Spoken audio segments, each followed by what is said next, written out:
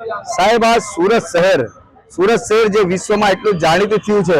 જેનું ખાલી બજેટ જ સાહેબ 11,000 કરોડ રૂપિયાનો હોય। 11,000 કરોડ એટલે સાહેબ તમે સમજો કે કોઈક આજે સાધારણ માણસને તમે કહો ને તો જીવો જ ગોતતો ભેજા કે કેટલા જીવો એની પાછળ લાગશે,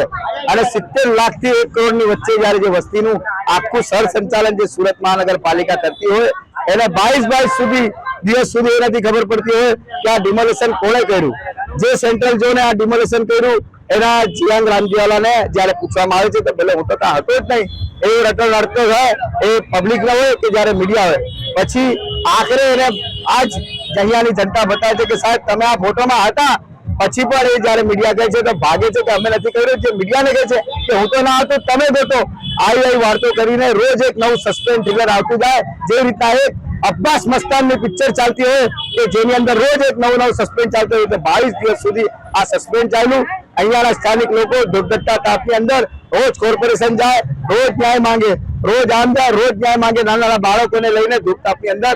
આખરે 22 દિવસ પછી જયારે ટોટો બોલે એમ સુરત મહાનગરપાલિકાના કમિશનર બોલે છે કે હા આ ડિમોલેશન સુરત મહાનગરપાલિકાના સેન્ટ્રલ ઝોને જ કર્યું છે, જેના કાર્યપાલક ઇજનેર રામજીવાલા સાહેબ એમ કહેતા હતા કે હું તો હતો જ નહીં ને, અમે તો નથી કર્યું, અને કમિશનર સાહેબ કબૂલે છે। તો જોવું એ છે કે એક જ સુરત મહાનગરપાલિકા એની અંદર કામ કરતા કમિશનર અને કાર્યપાલક એક હા પાડે એક ના પાડે તો લોકો બી સબ છે કે આ શું થઈ રહ્યું છે। 22 દિવસ સુધી જયારે 22 દિવસ પછી જયારે એક આ મોબાઈલ ટોયલેટ વાન આપે છે કબૂલ્યા પછી, તો તમે જયારે નારી શક્તિની વાત થતી હોય, જયારે બાળકોની વાત થતી હોય, જયારે મહિલાઓની વાત થતી હોય, જયારે યુવાઓની વાત થતી હોય, ત્યારે આ તમે એક મોબાઈલ ટોયલેટ વાનની ઓકાત એને 22 દિવસ પછી તમે વ્યવસ્થા કરો। જ્યારે અમારું એક ડેલિગેશન અમારા આગેવાનોનું ડેલિગેશન અસલમભાઈ સાયકલવાળા, હર્ષદભાઈ જરીવાલા જેવા લોકોનું સોરપુરભાઈ જાય છે, કલેક્ટરને કહે છે કે સાહેબ હવે તો શરમ આવી જોઈએ કે 22 દિવસ સુધી તમે મોબાઈલ ટોયલેટ વાન નથી આપી શકતા, ત્યારે આ ટોયલેટ આવે છે। પણ બીજી વસ્તુ અમે કહેવા માંગીએ છીએ કે કમિશનર સાહેબે તો સ્ટેટમેન્ટ આપી દીધું, અમારે એ જોયું છે કે આ સ્ટેટમેન્ટ આપ્યા પછી આ ડિમોલેશન કોઈ પણ જે સંવિધાનિક કાર્ય પદ્ધતિ છે એને અમલવારી કર્યા વગર કરવામાં આવ્યું છે। આ ગરીબોને કીડા મકોડા સમજીને કરવામાં આવ્યું છે, અને જો આ લોકોને ન્યાય ના મળશે હવે તો મેટર હાઈકોર્ટમાં છે, અને હાઈકોર્ટમાં હવે સાહેબને ચિલ્લાઈને બોલાવવામાં આવશે કે શું આ લોકો કોઈ ચણા મમરા છે એ લોકોને ઉખાડીને ફેંકા છે। ચણા મમરા સમજો છો સાહેબ? કાલે રાતે વરસાદ પડ્યો છે,